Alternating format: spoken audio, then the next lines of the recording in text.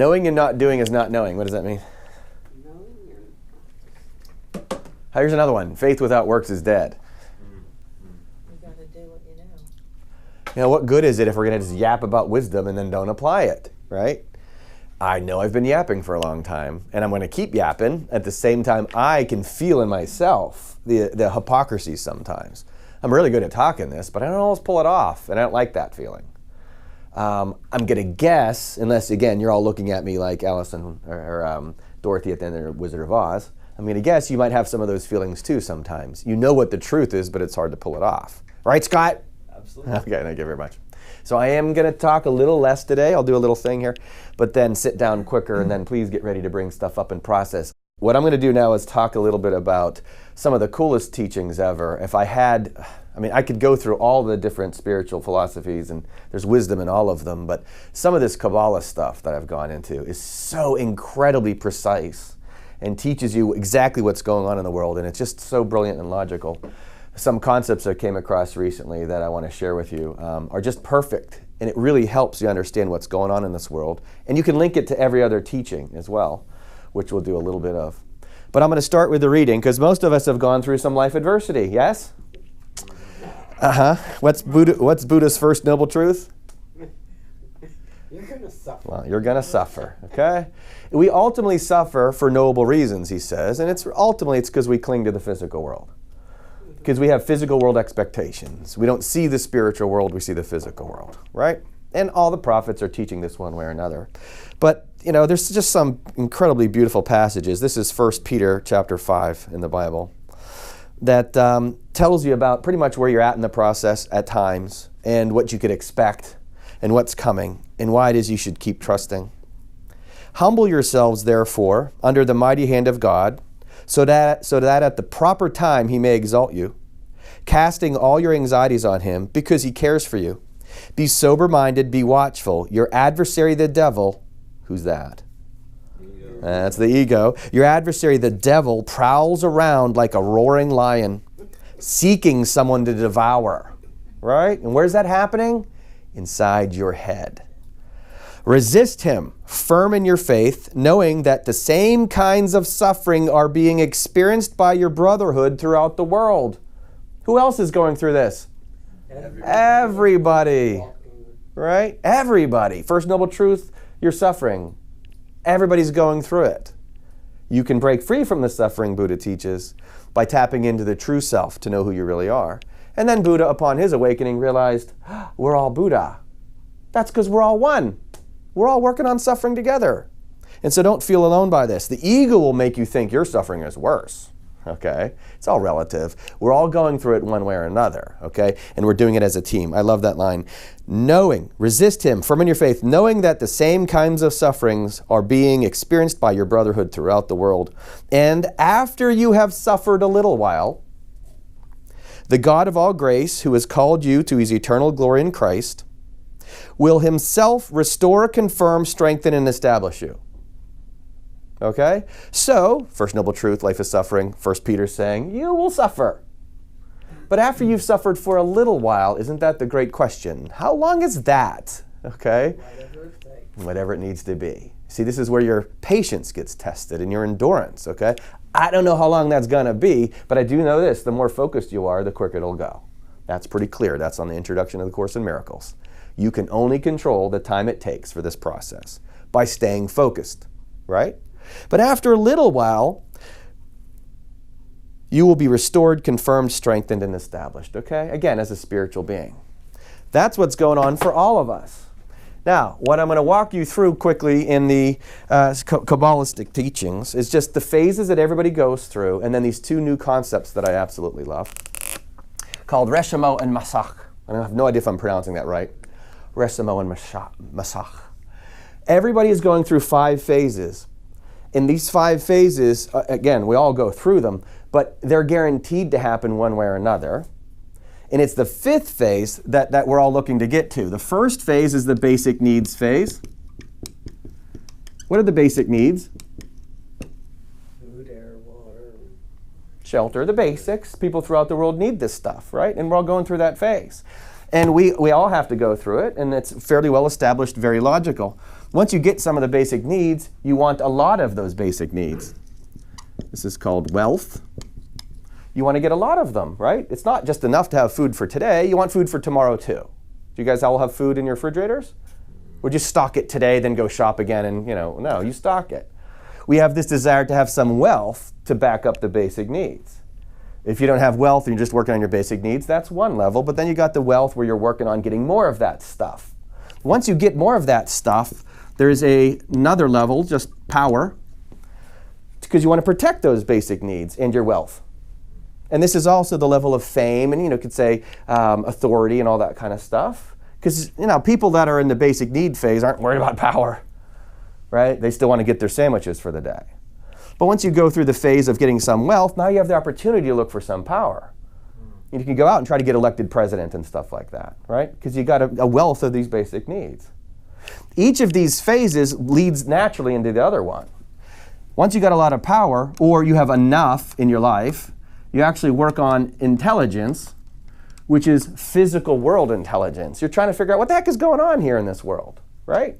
You have an ego mind and a physical body going through these phases, and you get to this point where you're like using your mind now to try to understand what's going on. Kabbalah teaches that all of these will disappoint you.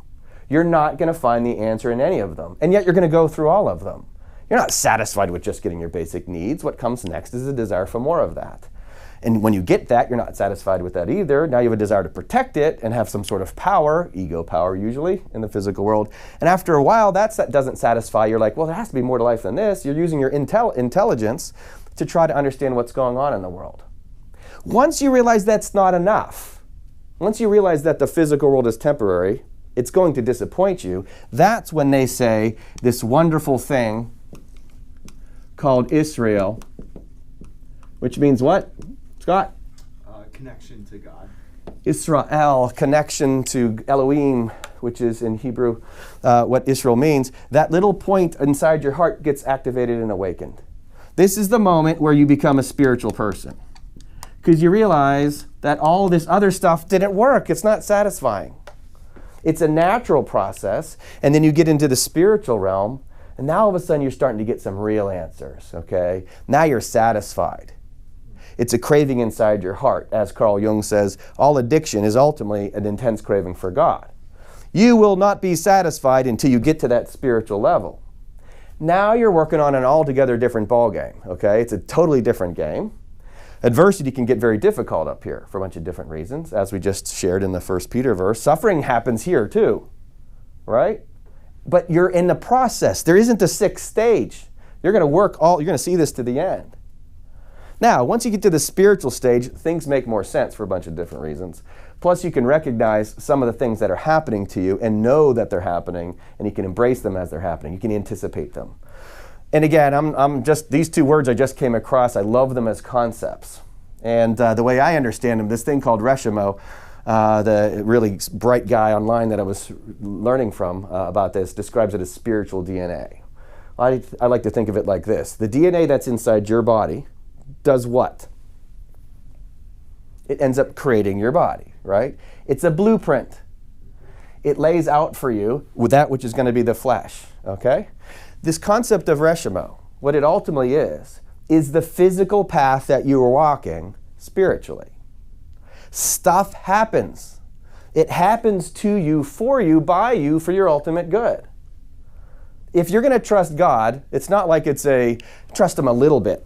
As Jesus says, love God with all your heart, soul, mind, and strength. Don't just trust Him a little, trust Him all the way. You could trust everything that's ever happened to you as part of this spiritual DNA. This is what Reshimo is. It's your path that's being unfolded in front of you relative to where you are to teach you where you need to go.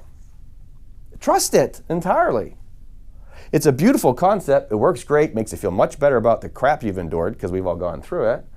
And then you can trust that it's actually guiding you to what you need to do, as Jesus says, if your eye is single, your whole body will be filled with light.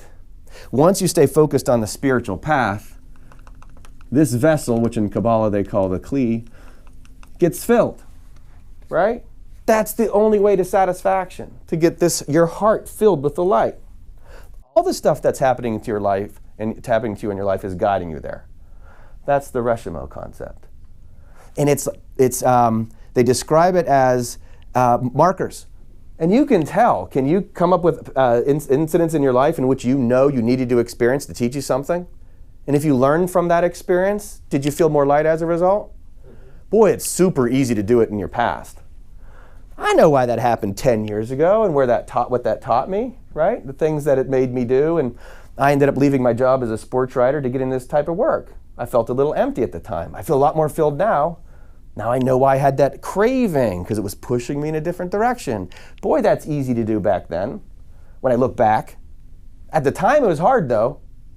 It's hard to trust in the moment while you're going through the pain. But because you know it's coming, Reshimo, it's helpful. Once you know that's what's happening, then you can trust it more. Once again, why do Jesus and Apostle Paul talk about this process being like childbirth? The woman knows what's happening to her, in most cases, and so therefore she gets through the pain, because she knows a baby's on the way. Well, that's Reshimo, and that's the suffering they were just talking about there. You're supposed to go through suffering, and if you embrace it, it pushes the spiritual baby out.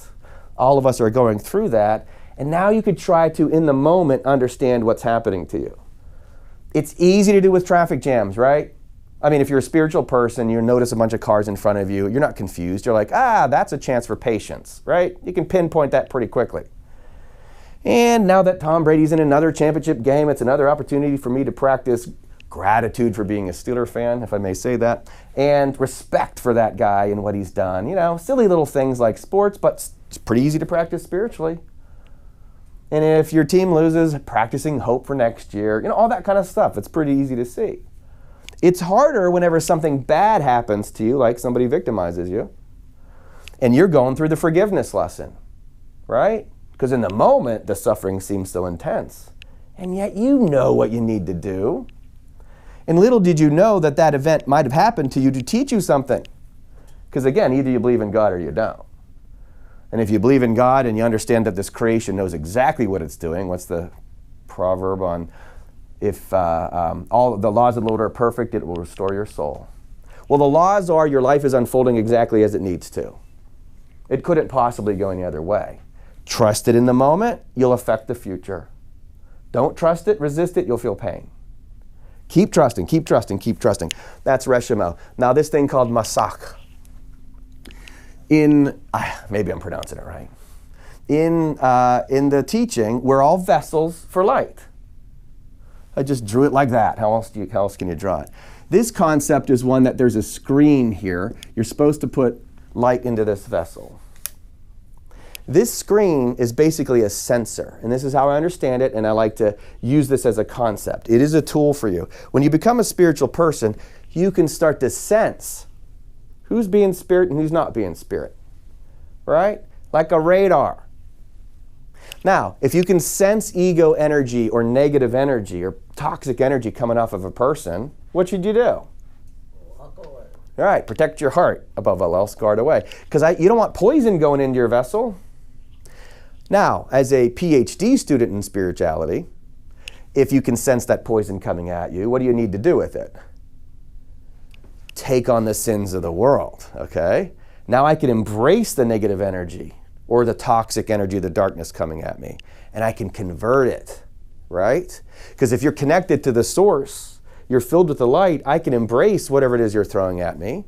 Jesus took on the sins of the world, that's what he did. He took on all that negative energy, and what did he give back? Love. Just the light, okay? Now that's what I call the PhD level. That's when you've mastered oneself and when you've filled this thing up with the light, okay? But that sensor, that shows up in a meaningful way when you become a spiritual person. Prior to that, you're absorbing energy all the time from left and right, sometimes from good, sometimes from bad, so to speak. Ultimately, it's all light. But if you don't have that sensor, you won't be able to pick up on it. Next thing you know, you're disturbed for a bunch of different reasons, and of course the ego makes you think it's you. Meanwhile, you might have picked up a virus from somebody else. But the more spiritual you become, the more that sensor comes into play, and then you can tell the difference. Don't cast pearls before swine. Means same thing as guard your heart. Stay away from those toxic energies until you are ready to handle it. Wonderful line by Jesus in the Gnostic text. Arm yourself with great strength, for like thieves in the night, they will steal your possessions. Is that biblical too? Anybody know? Arm yourself with great strength. Probably. Most of the stuff, correlates. Arm yourself with great strength, for like thieves in the night, they'll steal your possessions. You're filled with the light, other people are going to try to steal that from you, right? You have a sensor inside of you, Masach. You have an ability to detect this. You want to strengthen that. Arm yourself with great strength. And then pick up on who's sending you negative energy or who's judging. Just turn on the evening news and you'll see it all over the place. Learn how to handle that type of energy. Then bring it into your physical relationships. Ultimately, what happens is we end up, when you master that, you get really good at going, oh, there's some spirit, there's some spirit, there's some spirit. You're the light, because I know you're all the light. I can see the light inside of you. I'm going to gobble up all your light, thank you very much. But if you start shooting some dark bullets at me, I'll do like Neo in the Matrix. Look at it, drop it, right? You could keep your negative energy, right? So that's the process for everyone, using two concepts, which I love. Your life is unfolding as it needs to. Trust it. Trust it in the moment. Now you can affect the future. If you don't trust it, guess what? You just affected the future. That's what they call the path of pain. You're going to go through more pain if you don't trust it.